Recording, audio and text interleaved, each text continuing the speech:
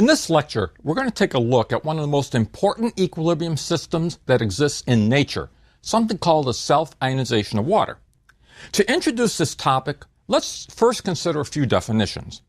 Substances are often divided into three broad categories called non-electrolytes, strong electrolytes, and weak electrolytes. This classification is related to whether or not an aqueous solution of the substance will conduct electricity and how well it conducts electricity. A non-electrolyte is defined as a substance whose aqueous solution does not conduct electricity. A strong electrolyte is a substance which, when dissolved in water, and we will assume that it is soluble because that's an important requirement, produces a solution that is an excellent conductor of electricity.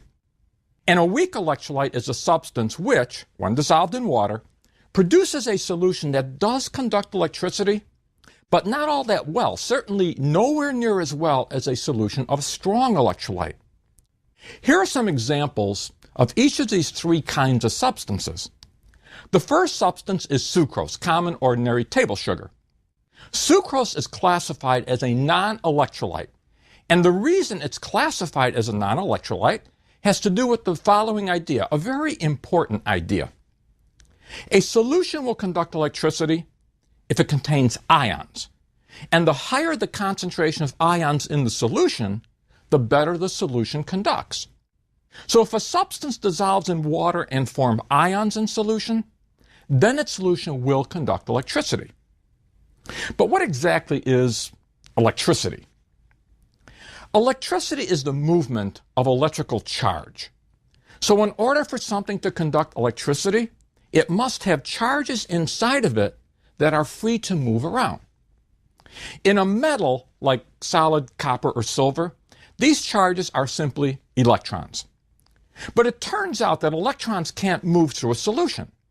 So some other kind of moving charge must constitute the electric current in a solution, and those moving charges are ions. Now, if you look at what happens when sucrose dissolves in water, basically nothing happens that is of any significance here. Solid sucrose is made of sucrose molecules, and when sucrose dissolves in water, it stays molecules. The molecules remain intact and don't break apart into ions. Since there are no charged particles swimming around in the solution doesn't conduct electricity, and sucrose is classified as a non-electrolyte. This can be contrasted quite nicely with an aqueous solution of sodium chloride, which is ordinary table salt.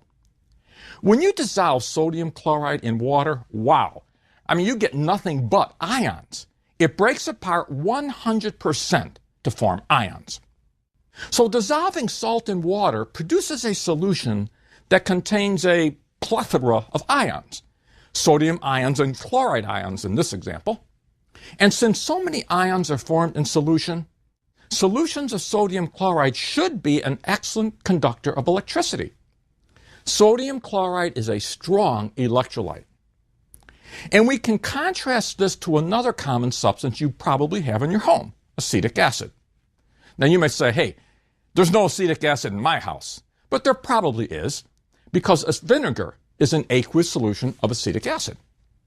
Now, this is a little more complicated situation. We have a real equilibrium here. If you dissolve acetic acid molecules in water, almost all of them remain as molecules. Let's say about 99.5% of them remain as molecules. But roughly half of 1%, it varies depending on the concentration of the solution, roughly 0.5% of the molecules you put into the solution will break apart into ions. This is a weak electrolyte. It ionizes a little bit, maybe something like 0.5% or something, but not anything like 99 or 100%. Acetic acid is a weak electrolyte. Non-electrolyte, no ions. Strong electrolyte, lots of ions, or more correctly, a high concentration of ions. And weak electrolyte, mostly molecules, but some ions. Now, suppose I were to ask you the question, what is water? Pure water. Is pure water a non-electrolyte, a strong electrolyte, or a weak electrolyte?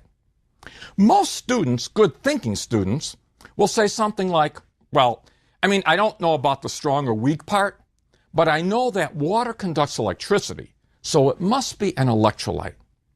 And they probably base this answer on the fact that they've heard never to allow an electrical appliance to fall into a bathtub because you could get electrocuted, that the water in the tub will conduct electricity. That is excellent logical thinking. But it actually happens to be incorrect in one sense. Tap water will conduct electricity. Pure water basically doesn't.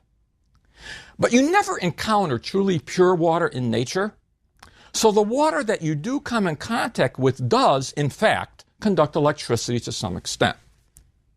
But the reason tap water conducts electricity isn't because of the water. It's because it has dissolved minerals in it. Minerals are ionic substances. So virtually any conductivity you observe in water isn't due to the water itself, but is due to the substances that are dissolved in the water. If you obtain highly purified water, distilled water, it is essentially a non-conductor of electricity, virtually a non-electrolyte. I've brought some of these substances into the studio today, and I thought it might be fun to test this conductivity idea on some of the real substances that we have discussed. On the table in front of you, you see 5 beakers. Inside the first beaker, I have placed distilled water. I have here what is called a conductivity apparatus. It's a pretty simple apparatus. It has a small light bulb. If I place this in a solution and the light bulb lights up, that means that the solution is conducting electricity. There are ions in that solution. The substance is an electrolyte. If the bulb doesn't light up, that indicates, at least within the sensitivity of this particular piece of apparatus, that I cannot detect the presence of any ions, and therefore I would consider it to be a non-electrolyte. Let's see what happens with distilled water. This first beaker, in fact, contains distilled water. Well, at least within the sensitivity of this test, as we assumed, distilled water is a non-conductor of electricity. It is a non-electrolyte. In the second beaker, I have literally placed Virginia tap water. I went to the fountain today and just filled the beaker up with the Virginia tap water. Let's see if we can detect any conductivity in tap water. Wow! And any conductivity that you see is due, obviously, to substances that are dissolved in the water, not to the water itself.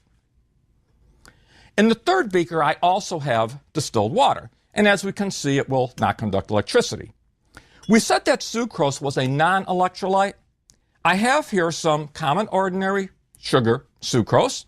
I'm going to add it to the beaker, stir a little bit to make a solution, and let's see by how much the conductivity has increased by the presence of sucrose. Well, as we claimed, and I think we now demonstrated, sucrose does not form any ions in solution. Sucrose is a non-electrolyte. In the fourth beaker, I have placed, again, distilled water. And we can see, indeed, that the distilled water does not conduct electricity. I am now going to take some sodium chloride, table salt, add that to the distilled water, stir a little bit to get some of it to dissolve, and let's see if we can detect any conductivity in the salt solution. Watch carefully. Wow! Sodium chloride is obviously a strong electrolyte. In the last beaker, I have a solution of vinegar, acetic acid. I didn't prepare it with great accuracy, but it is approximately 3 molar. Let's see if we can detect the conductivity of acetic acid. We claimed it was a weak electrolyte. Ooh, it certainly does conduct. Now, some of you may be thinking, well, you said that sodium chloride was a strong electrolyte and acetic acid was a weak electrolyte, but I'm having trouble seeing any difference in the conductivity. The problem here may simply be that the test is just a little too sensitive. So what I'm going to do is I'm going to remove this small, low wattage light bulb and replace it with a much larger, higher wattage light bulb. it will take much greater conductivity to light this bulb than to light the little bulb. Let's test acetic acid. Oh, we see a little bit of a light bulb lighting. Let's see if there's any perceptible difference with the sodium chloride. Watch carefully.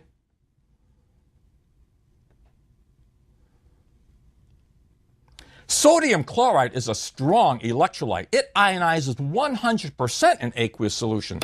Acetic acid, on the other hand, is a weak electrolyte. It only ionizes, let's say, something like 0.5%. So that brings us to the important question. What is pure water? Well, the demonstration we did here would certainly suggest to us that pure water must be a non-electrolyte. There must not be any ions in pure water. But careful measurements, very careful measurements, not using light bulbs, but very sensitive quantitative meters, actually show us that even in the purest water, there is a very, very slight residual conductivity. That conductivity is so small that I really think water would probably be classified as a non-electrolyte if it weren't for the fact that that little bit of conductivity, those few ions that are formed in pure water, are so immensely important in chemistry. So water will not actually be classified as a non-electrolyte. It will be classified as a very weak electrolyte because it actually does ionize to a small degree. So we will need to spend some time discussing exactly what happens when water ionizes. And unfortunately, the equation for this ionization is written differently in different textbooks. Let's take a look at what is called the self-ionization of water. One common way to represent this ionization process is to show two water molecules essentially reacting with each other to form H3O positive, a hydronium ion, and OH minus, a hydroxide ion. A hydronium ion is basically a water molecule to which a hydrogen ion, an H positive, has been added. If you add an H positive to an H2O, you will then have a formula H3O, and since I've added a positive charge, the H3O would also have a charge of +1, and that's what we call a hydronium ion. Now, if I take an H positive away from an H2O, that would leave me with the formula OH. And since a positive charge was removed, the remaining OH would have to have a charge of -1. This is called a hydroxide ion. Now, you might ask, why don't we write this as HO instead of OH? No real logic here. It's just a convention that's been adopted. So if we go back and look at the self-ionization of water, we can visualize that what is happening here is that one water molecule, for whatever reason, has taken a hydrogen ion and has transferred it to another water molecule, forming H3O positive, hydronium ion, and OH negative, hydroxide ion. Now you might ask, why would one water molecule transfer a hydrogen ion to another water molecule? I mean, they're both the same thing. Doesn't seem logical that that would happen. And it doesn't, to any great extent. That's why there are so few ions in pure water. There's no great tendency for one water molecule to transfer a hydrogen ion to another water molecule, but it does occur to a very small extent. If we combine the two water molecules, the equation for the self-ionization of water becomes two water molecules turn into a hydronium ion and a hydroxide ion, and we rarely write in the AQ, that's just assumed. And many textbooks will write the equation this way. It's a very popular way. Another way, a simpler way to write that equation, is to write it with only one water molecule and show that water molecule breaking apart to form H positive or hydrogen ion and OH minus hydroxide ion. Unfortunately, you will encounter both ways of writing the equation in different textbooks and perhaps on different tests. Which way is more accurate? Technically, probably this one. Because a hydrogen ion really cannot exist all by itself swimming around in an aqueous solution. Here's the reason. A hydrogen atom, not ion, consists of just a proton and an electron.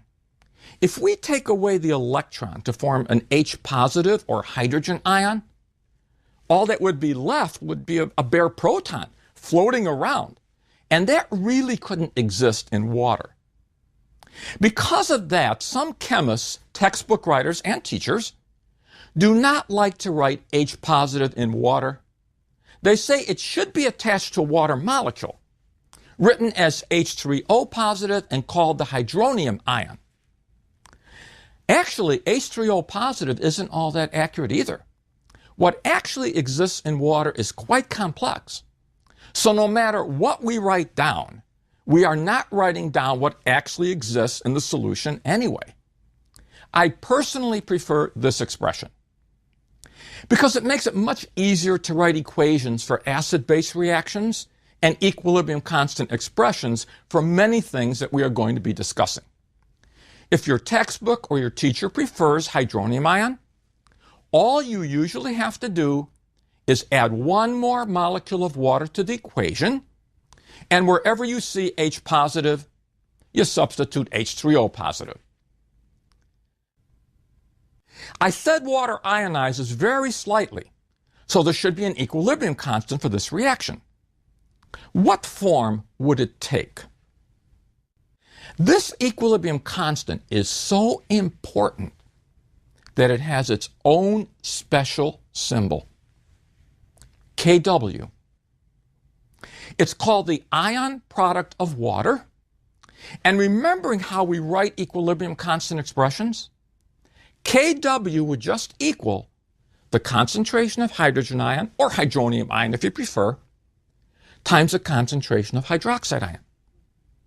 Once again, water molecules are not included in the expression for Kw because, as we learned in lecture 23, we do not include pure solids or pure liquids in equilibrium constant expressions. Well, if Kw is an equilibrium constant, then it has to have some kind of numerical value. So you might wonder, what is the numerical value for the ion product of water at 25 degrees Celsius, since that's the temperature at which we generally publish the numerical values for equilibrium constants?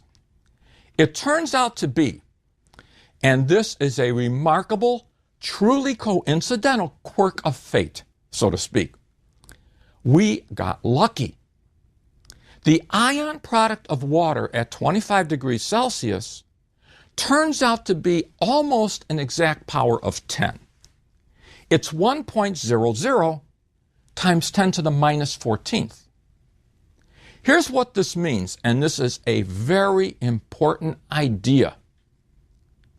In any aqueous solution, let me repeat that, in any aqueous solution, not just pure water, in any aqueous solution, if you take the concentration of hydrogen ion, whatever it might be, no matter what its molarity, and multiply it by the concentration of hydroxide ion, you've got to get the number 10 to the minus 14th.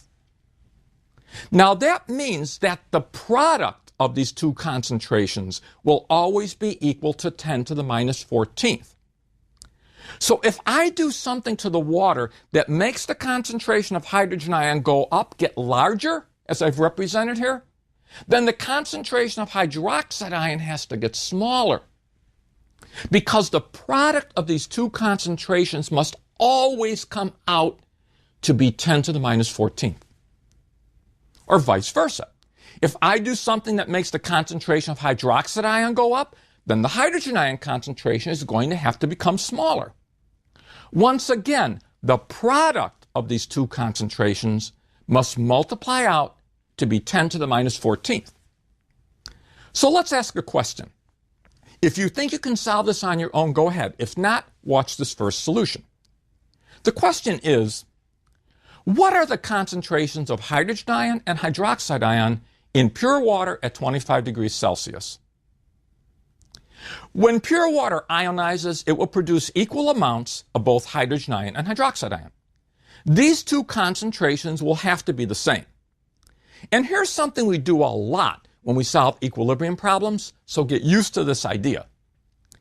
I'm going to let X equal the number of moles per liter of water that actually ionize. X moles per liter of water break apart into ions. From the stoichiometry of the reaction from the coefficients, I can see that for every mole of water that ionizes, 1 mole of hydrogen ion and 1 mole of hydroxide ion are produced. So 1 would give you 1 and 1, and 2 would give you 2 and 2, and 5 would give you 5 and 5, and X would give you X and X. They have to be equal. So if X moles per liter of water ionize, then this will produce X moles per liter of hydrogen ion and X moles per liter of hydroxide ion. So again, I'm letting X equal the number of moles per liter of water that ionize. And when that happens, that's going to produce X moles per liter of hydrogen ion. So the concentration of hydrogen ion in pure water would just be X. And I'm also going to produce X moles per liter of hydroxide ion. So the concentration of hydroxide ion will also have to be equal to X. And the one thing I can say with absolute certainty is that the product of these two concentrations must turn out to be equal to 10 to the minus 14th. So all I have to do now is mathematically solve for X. X times X is X squared. And X squared must equal 10 to the minus 14th. Therefore, X must equal the square root of 10 to the minus 14th, or 10 to the minus 7th. This means that in pure water, the concentration of both hydrogen ion and hydroxide ion are equal to 10 to the minus 7th molar. Let's try another. Consider a solution with a hydrogen ion concentration of 1.00 times 10 to the minus 5th molar. What is the hydroxide ion concentration in this solution? Now, the only thing I can say with certainty, my starting point, as I try to solve this problem, is that the product of the concentration of hydrogen ion in the solution times the concentration of hydroxide ion must equal 10 to the minus 14th. Now, the concentration of hydrogen ion was given as 10 to the minus 5th molar, and a lot of times students will immediately say, well, the hydroxide ion must be the same thing, right? I mean, just like in the last problem. Wrong. In this case, they can't be equal. The only thing I know for sure is that the product of the two concentrations must equal 10 to the minus 14th. So if the hydrogen ion concentration is equal to 10 to the minus 5th molar, then that times the hydroxide ion concentration must equal 10 to the minus 14th, which in turn means that the hydroxide ion concentration must equal 10 to the minus 14th divided by 10 to the minus 5th, or about 10 to the minus 9th molar. It would not be the same as the hydrogen ion concentration. And another. What is the hydrogen ion concentration in a solution with a hydroxide ion concentration of 5.3 times 10 to the minus 8th molar? In this problem, we are given the concentration of the hydroxide ion, and we're asked to find the hydrogen ion. The only thing we can say for sure, even in a crumbling world, is that the product of the hydrogen ion concentration times the hydroxide ion concentration must equal 10 to the minus 14th. In this problem, I was given the concentration of hydroxide ion, 5.3 times 10 to the minus 8th molar. That times the concentration of hydrogen ion must equal 10 to the minus 14th. So the hydrogen ion concentration is going to have to be equal to 10 to the minus 14th divided by the hydroxide ion concentration divided by 5.3 times 10 to the minus 8th, or 1.9 times 10 to the minus 7th molar. Again, the whole idea here is that this is the magic statement. This is what you know is true in any aqueous solution at 25 degrees Celsius. And this has everything to do with the subject of acids and bases. Now, mention acids and bases to a student, and almost invariably, he will say something like, oh yeah, I know about that. pH. pH is one of these concepts that the average guy on the street seems to know something about, even though he doesn't know exactly what it is. If you say to somebody, pH, they will say, yeah, 7, I know, pH 7. A neutral solution has a pH of 7. And they're right. You may already know that if a solution has a pH of less than 7, it's an acidic solution. And if the pH becomes greater than 7, it's a basic solution. The average guy on the street seems to know this. But if you ask him what pH actually is, he has no idea. And I wouldn't expect him to. He'll say, isn't that some kind of a number that they assigned? No. It actually has a very specific quantitative definition. In 1909, a scientist by the name of, I love this name, Soren P.L. Sorensen, defined something he called the pH of a solution. He could have defined it any way he wanted. I mean, he was making up the definition for the first time. He said, I'm going to define the pH of a solution as minus the common logarithm of the hydrogen ion concentration in the solution. This definition can produce anxiety in some students, either because they've never had logarithms in math class, or they had them, but they really didn't understand them all that well. Fortunately, you don't have to know anything about logarithms to solve pH problems. And that's because they've invented these little machines. I'm sure you have one. As I said in a previous lecture, everyone's calculator is different. And you're going to have to do logarithms on a calculator. If you don't know how to do logarithms on your calculator, or you'll have to take time, consult the manual that came with the calculator, or a friend or your math teacher, and learn how to do them, because your calculator is probably different from my calculator. It's not necessary to actually understand logarithms to solve pH problems, but let's review them quickly anyway. The logarithm of a number is defined as the power to which the number 10 must be raised to obtain the number. Wow, what do you mean by that? Well, what's the logarithm of the number 5? That would just be the power to which I must raise 10 in order to generate the number 5. And it would have to be a number somewhere between 0 and 1, because 10 to the 0 power is 1, and 10 to the first power is 10. So to get the number 5, the exponent of 10 must be between 0 and 1. Now, a common misconception would be that since 5 is halfway between 0 and 10, then the logarithm must be 0.5. But it wouldn't be. It's not that simple. So how do you find the logarithm of 5? In order to work pH problems, you have to be able to do logarithms. Unfortunately, there's really, as I said, no practical way for me to tell you how to do logarithms on your calculator. Different calculators sometimes have to be handled in different ways. On some, you can press the log button first and then enter the number. On others, you have to enter the number first and then press the log button. If you don't know how to take the logarithm of a number on your calculator, as I said, I'm afraid you'll just have to either consult the manual or ask your math teacher or a friend or something. But you will have to be able to do this to solve the upcoming problems.